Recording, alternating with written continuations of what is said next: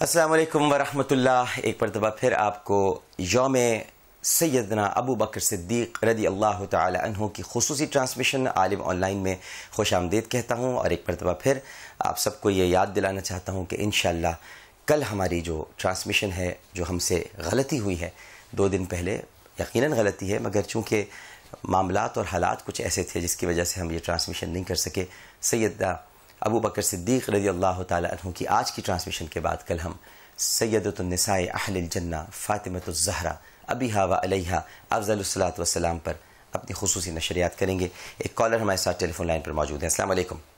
وعلیکم السلام ورحمۃ اللہ وبرکاتہ۔ جی فرمائیے۔ ڈاکٹر صاحب شاہ جہان بول رہا ہوں لاہور سے۔ جناب، ہم نے سنا ہے کہ سیدنا حضرت ابو بکر صدیق رضی اللہ تعالی عنہ اسلام کے پہلے خطیب بھی تھے، کیا یہ بات درست ہے؟ جزاک اللہ خیر۔ جی بہت شکریہ جناب، بہت ہی بڑا خوبصورت، بڑا اہم سوال آپ نے کیا ہے۔ پہلے تو میں آپ کو یہ بتانا چاہتا ہوں کہ حضرت ابو بکر صدیق رضی اللہ تعالیٰ عنہ نے سب سے پہلے اپنے خاندان کو بھی دعوت اسلام دی، جس کے نتیجے میں آپ کی دونوں بیٹیاں سیدہ اسما بنت ابو بکر رضی اللہ تعالی عنہ اور سیدہ عائشہ صدیقہ رضی اللہ تعالی عنہ بنت صدیق ام المومنین، میری ماں۔ یہ دیکھیں کتنا اسلام کا بڑا خوبصورت انداز ہے۔ ہم چونکہ ہندوستان میں بہت رہے اور وہاں سے ہجرت کر کے یہاں آ کر بسے، اور بلکہ ہندوستانی پہلے ہوا کرتا تھا، اور 14 اگست کو اللہ تعالیٰ نے ہمیں پاکستان کی نعمت دی۔ پاکستان ظاہر ہے کہ علیحدہ ہوا ہندوستان سے، ایک ملک بنا، اللہ تعالیٰ سے قائم و دائم رکھے، سلامت رکھے۔ تو یہ ہندو کلچر ہے کہ جس میں شوہر کا نام ساتھ لگایا جاتا ہے۔ اسلام میں ایسا کوئی تصور نہیں ہے، ورنہ محمد سے بڑا صلی اللہ علیہ وسلم سے بڑا کوئی شوہر ہو سکتا ہے کسی کا؟ ایسا بڑا نام کوئی ہو سکتا ہے؟ لیکن آپ جتنی ہستیاں دیکھ لیں، عائشہ بنت صدیق، اسما بنت ابو بکر، حفصہ بنت عمر، ام حبیبہ بنت ابو سفیان، صفیہ بنت ہوئی اخطب، زینب بنت جہش، تو یہ سب نے اپنے والد کا نام ہمیشہ اپنے نام کے ساتھ لگایا۔ تو یہ ہمیں بھی اس بات کی بہت زیادہ لوگوں کو تلقین کرنی چاہیے کہ یہ کوئی ضروری نہیں ہے کہ شادی کے بعد فوراً بیٹی کا نام شوہر کے نام کے ساتھ لگ جائے اور تبدیل ہو جائے۔ یہ ویسٹرن رسم تو ہو سکتی ہے، ہندوانہ رسم تو ہو سکتی ہے، اسلام سے اس کا کوئی تعلق نہیں ہے۔ اگر ہوتا تو عائشہ زوجہ محمد صلی اللہ علیہ وآلہ وسلم ہوتی، عائشہ بنت صدیق نہ ہوتی۔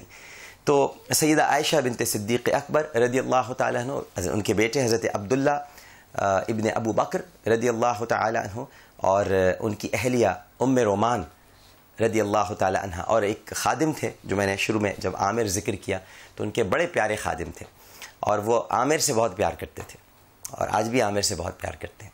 تو عامر بن فہیرہ رضی اللہ تعالی عنہ، یہ سب مسلمان ہو گئے تھے۔ آپ نے پوچھا خطیب، دیکھیے حضرت عائشہ صدیقہ ام المومنین رضی اللہ تعالی عنہ فرماتی ہیں کہ جب صحابہ کرام رضوان اللہ تعالی علیہم اجمعین کی تعداد 38 ہو گئی، 38، تو حضرت ابو بکر صدیق رضی اللہ تعالی عنہ نے نبی کریم صلی اللہ علیہ وآلہ وسلم سے اصرار کیا کہ علی الاعلان دعوت اسلام دیجیے۔ تو میرے آقا مسکرائے، تبسم فرمایا، اور آپ نے ارشاد فرمایا اچھا آپ کو معلوم ہے کہ کیا کرنا ہے، کیونکہ آپ جو بھی کرتے ہیں وہ اپنی مرضی سے نہیں کرتے، اپنی خواہش نفس سے نہیں کرتے، وہ سب وہی ہوتی ہے جو آپ فرماتے ہیں۔ تو یہ جو آپ فرمانے جا رہے ہیں یہ بھی وہی ہے، اور آپ کو معلوم ہے کہ آگے کیا ہونا ہے۔ تو آپ نے تبسم فرماتے ہوئے ارشاد فرمایا یا ابا بکر، یا ابا بکر انا قلیل، اے ابو بکر ابھی ہماری تعداد تھوڑی قلیل ہے۔ ابو بکر مصر رہے، ضد کرتے رہے، تو آپ اعلانیہ تبلیغ کے لیے باہر نکل آئے۔ مسجد حرام جہاں ہم اب سب نماز پڑھتے ہیں، جاتے ہیں، مسجد الحرام جسے کہا جاتا ہے، اس کے اطراف میں ہر مسلمان اپنے قبیلے کے افراد میں جلوہ آرا ہو گیا۔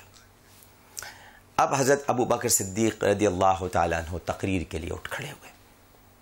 اس موقع پر نبی کریم صلی اللہ علیہ وآلہ وسلم بھی تشریف فرما تھے۔ اب ذرا یہ تصور کیجئے، میں آپ سے اس وقت بات کر رہا ہوں، آپ مجھے سماعت کر رہے ہیں، یہ میرے لیے اعزاز ہے کہ میں سیدنا ابو بکر صدیق رضی اللہ تعالی عنہ کی ذات اقدس پر گفتگو کر رہا ہوں، اور میرے سامعین، میرے ناظرین آپ ہیں۔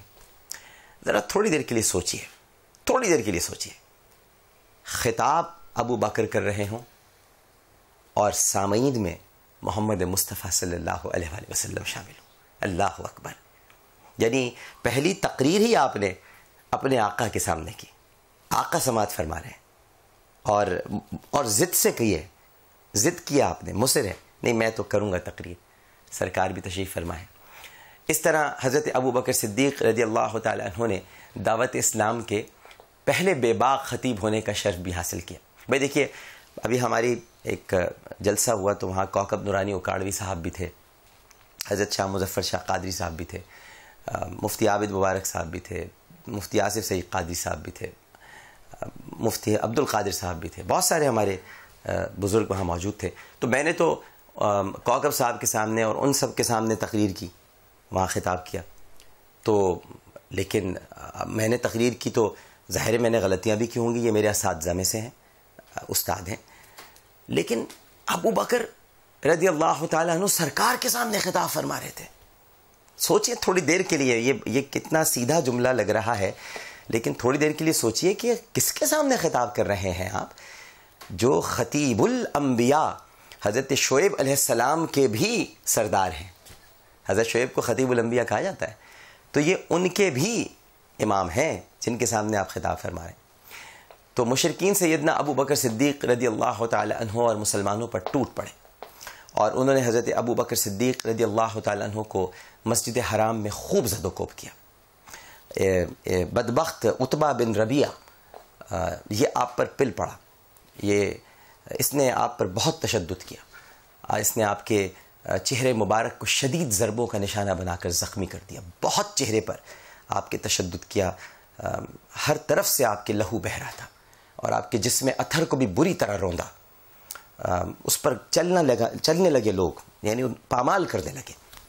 تو آپ کے جو قبیلے کے لوگ تھے, قبیلہ آپ کا تھا بنو تیم, بسا جگہ پہ بنو تمیم لکھا ہوا ہے, لیکن یہ بنو تیم آپ کا قبیلہ تھا. اس کے لوگ بھاگتے ہوئے آئے اور انہوں نے مشرکین سے آپ کی گلو خلاصی کرائی, آپ کو ہٹایا وہاں سے. اور حضرت ابو بکر صدیق رضی اللہ تعالیٰ, پہلے خطیب, آپ نے پوچھا نا فرسٹ خطیب, اسلام کے پہلے خطیب, ان کو اٹھا کر آپ کے گھر لے گئے. اب آپ کی نازک حالت دیکھ کر یہ یقین انہیں ہو گیا تھا پختہ کہ حضرت ابو بکر صدیق رضی اللہ تعالیٰ عنہ اب شہید ہو جائیں گے. شہادت کا پختہ یقین ہو گیا تھا. تو آپ کو گھر میں چھوڑ کر آپ کی قوم کے افراد میں واپس مسجد حرام میں آئے, اور پھر آپ کی قوم کے افراد کہنے لگے, یعنی قبیلہ جو تھا, کہ اللہ کی قسم اگر ابو بکر صدیق رضی اللہ تعالی عنہ وفات پا گئے تو ہم عتبہ بن ربیعہ کو قتل کر دیں گے. اس کے بعد وہ ابو بکر صدیق رضی اللہ تعالی عنہ کے پاس لوٹ آئے اور آپ کے والد کے ساتھ مل کر آپ کو ہوش میں لانے اور گفتگو کرنے کی کوشش کرتے رہے, پہلے خطیب کی. حتیٰ کہ شام کو آپ نے اپنی گفتگو کا آغاز کیا, اور پتہ ہے ناظرین کن الفاظ کے ساتھ کیا؟ سوچئے گا, ابھی حامد میر ہسپتال میں ہے, تو حامد میر نے جب آنکھ کھولی تھی تو انہوں نے پوچھا تھا کہ میرا جو ڈرائیور تھا اور جو مجھے لے کر اسپتال پہنچا وہ خیریت سے ہے. جب حامد میر یہ سوال کر رہے تھے تو مجھے اس وقت صرف اور صرف, ظاہر ہے کہ جب آپ کے ہر وقت ذہن میں خلفائے راشدین ہوں اور ان کی محبت ہو تو انہی کی باتیں یاد آتی ہیں. جو سب سے زیادہ عزیز ہوتا ہے وہ سب سے پہلے یاد آتا ہے. حامد میر کو وہ ڈرائیور اس لیے عزیز تھا کہ اس نے جان بچائی, اور ابو بکر اب جن کا ذکر کر رہے ہیں وہ اس لیے عزیز تھے کہ انہوں نے ایمان بچایا, انہوں نے اللہ کی راہ دکھائی, وہ توحید کی طرف لے کر آئے. وہ ان کے آقا ہیں, وہ ان کے سردار ہیں, وہ ان کے سرتاج ہیں, وہ ان کے سرکار ہیں. لہٰذا انہوں نے پہلے الفاظ یہ استعمال کیے کہ رسول اکرم صلی اللہ علیہ وآلہ وسلم کا کیا حال ہے. حالانکہ نبی کریم صلی اللہ علیہ وآلہ وسلم پر کسی کی جرت نہیں تھی کہ ہاتھ اٹھاتا. کیسے اٹھا سکتا تھا؟ خدا غیب سے ایسی بھیانک شکل والے اونٹ بھیج دیتا تھا کہ ابو جہل ڈر جاتا تھا. یہ سنتے ہی سب لوگ آپ کے پاس سے اٹھ کھڑے ہوئے اور آپ کی والدہ سے یہ کہتے ہوئے چلے گئے کہ اسے کچھ کھانے پینے کو دے دینا, یہ تو عجیب سی باتیں کر رہے ہیں. آپ کی والدہ نے علیحدگی میں آپ سے بات کرنے کی کوشش کی تو اس وقت بھی آپ کا یہی اصرار رہا کہ رسول کریم صلی اللہ علیہ وآلہ وسلم کا کیا حال ہے, میری بات چھوڑو, میرا چھوڑو, میں زخموں سے چور چور ہوں, میں اگر شہید بھی ہو گیا تو چھوڑو. یہ بتاؤ میرے آقا کیسے ہیں؟ انہوں نے جواب دیا کہ بھائی اللہ کی قسم مجھے تمہارے ساتھی کے بارے میں کچھ علم نہیں ہے۔ حضرت ابو بکر صدیق رضی اللہ تعالیٰ عنہ نے کہا کہ جائیے اور ام جمیل بنت خطاب سے نبی کریم صلی اللہ علیہ وآلہ وسلم کی خیریت دریافت کرے رضی اللہ تعالیٰ عنہ۔ آپ کی والدہ ام جمیل کے پاس آئیں اور کہنے لگیں رضی اللہ تعالیٰ عنہ کہ ابو بکر تم سے محمد بن عبداللہ صلی اللہ علیہ وآلہ وسلم کے بارے میں پوچھتے ہیں، دریافت کرتے ہیں۔ اچھا، ام جمیل بھی بہت زیرک خاتون تھی، انہوں نے کہا میں کسی ابو بکر یا محمد بن عبداللہ ان کو نہیں جانتی، اگر تم چاہتی ہو تو میں تمہارے ساتھ تمہارے بیٹے کے پاس چلتی ہوں۔ اب یہاں محبت بھی تھی ام جمیل کی، وہ محمد بن عبداللہ کو نہیں جانتی تھی، وہ رسول اللہ کو جانتی تھی۔ یہ لوگ نام نہیں لیتے تھے، آقا کا نام نہیں لیتے تھے، رسول اللہ کو جانتی تھی۔ تو آپ کی والدہ انہیں ساتھ لے کر حضرت ابو بکر صدیق رضی اللہ تعالیٰ عنہ کے پاس پہنچی۔ ام جمیل نے حضرت ابو بکر صدیق رضی اللہ تعالیٰ عنہ کو شدید زخمی اور اذیتناک حالت میں دیکھا تو چیخ اٹھیں اور کہنے لگی کہ آپ کی فاسق اور کافر قوم نے آپ کی یہ حالت کی ہے، مجھے یقین ہے کہ اللہ سبحانہ و تعالیٰ ان سے ضرور انتقام لے گا۔ آپ نے سوال کیا کہ یہ باتیں چھوڑو، ما فعل رسول اللہ صلی اللہ علیہ وآلہ وسلم کا کیا حال ہے؟ تو ام جمیل نے کہا کہ آپ کی والدہ سن رہی ہیں۔ اس وقت والدہ ایمان نہیں لائی تھی، آہستہ سے کہا آپ کی والدہ سن رہی ہیں۔ آپ نے کہا ان کی فکر نہ کرو، ما فعل رسول اللہ، ما فعل رسول اللہ۔ چنانچہ ام جمیل نے بتایا کہ سرکار خیر و عافیت سے ہیں۔ صدیق اکبر رضی اللہ تعالیٰ عنہ نے پوچھا کہ میرے آقا اس وقت کہاں ہیں؟ جواب ملا کہ اس وقت ابن ارقم کے گھر میں تشریف فرما ہے۔ آپ نے فرمایا اللہ کی قسم میں جب تک نبی کریم صلی اللہ علیہ وآلہ وسلم کی خدمت میں حاضر نہ ہو جاؤں، عین الیقین، عین الیقین، علم الیقین ہو گیا، اب عین الیقین ہو تاکہ پھر حق الیقین ہو جائے، تو اس وقت تک کچھ کھاؤں گا اور نہ پیوں گا، مجھے ان کے پاس لے چلو۔ چنانچہ جب رات گہری اور پرسکون ہو گئی تو اسلام کے اس پہلے خطیب کو دونوں خواتین سہارا دے کر نبی کریم صلی اللہ علیہ وآلہ وسلم کے پاس لے گئیں۔ نبی کریم نے جھک کر آپ کو بوسہ دیا۔ وہ مصطفیٰ جس کے لیے پوری کائنات جھک جائے، وہ محمد مصطفیٰ صلی اللہ علیہ وآلہ وسلم بوسہ دینے کے لیے ابو بکر کے لیے جھکے، لیکن یہ جھکنا پیار سے تھا۔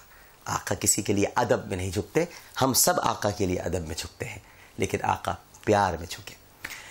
مسلمانوں نے بھی آپ کی خبر گیری کی اور آپ کی حالت دیکھ کر نبی کریم صلی اللہ علیہ وآلہ وسلم پر شدید رقت طاری ہو گئی۔ حضرت ابو بکر کہنے لگے اللہ کے رسول، میرے ماں باپ آپ پر قربان، فدا کا ابی و امی یا رسول اللہ، مجھے زیادہ تکلیف نہیں، ماں سوائے اس چہرے کے جس کو اس بدبخت عتبہ نے گزند پہنچائی ہے، بس یہ میری مشفق و مہربان والدہ ہیں، آپ خیر و برکت کا منبع ہیں، اللہ سے دعا فرما کر میری والدہ کو اسلام کی دعوت دیجیے، ہو سکتا ہے کہ اللہ انہیں جہنم کی آگ سے محفوظ فرما لے۔ بس آخری لمحات تھے پروگرام کے، آپ نے ان کے لیے دعا کی اور اسلام کی دعوت فرمائی، جس کے نتیجے میں وہ اسی وقت مسلمان ہو گئی۔ یہ تھے اسلام کے پہلے خطیب حضرت ابو بکر صدیق رضی اللہ تعالیٰ عنہ۔ آپ تمام ناظرین کا بہت بہت شکریہ آج کا ہمارے یہ پروگرام دیکھنے کا۔ ملکی صورتحال بہت مخدوش ہے، بہت تکلیف دہ دور سے ہم گزر رہے ہیں۔ جیو اور جنگ پر بھی اس وقت ایک عجیب و غریب وقت آن پڑا ہے، ہم نے وضاحتیں بھی بہت کی ہیں، مسلسل کر رہے ہیں، لیکن ایک بات میں ضرور کہوں گا کہ حضرت ابو بکر صدیق رضی اللہ تعالی عنہ نے بھی کبھی ثبوت کے بنا الزام نہیں لگایا تھا۔ ہمیں بھی اسی راہ پر چلنا چاہیے۔ اگر ہم اس راہ پر چلتے تو اس کیفیت سے اس وقت ہم دو چار نہ ہوتے۔ اللہم صلی علی سیدنا و مولانا محمد وعلی آلہ وصحبہ وبارک وسلم وصلی علیہ۔ عالم آن لائن سے عامر لیاقت حسین کو اجازت دیجیے۔ زندگی رہی، سانسیں رہیں اور چینل چلتا رہا تو انشاءاللہ کل آپ سے پھر ملاقات ہوگی۔ اپنا بہت خیال رکھیے گا اس اپنے پن کے ساتھ۔ اللہ حافظ۔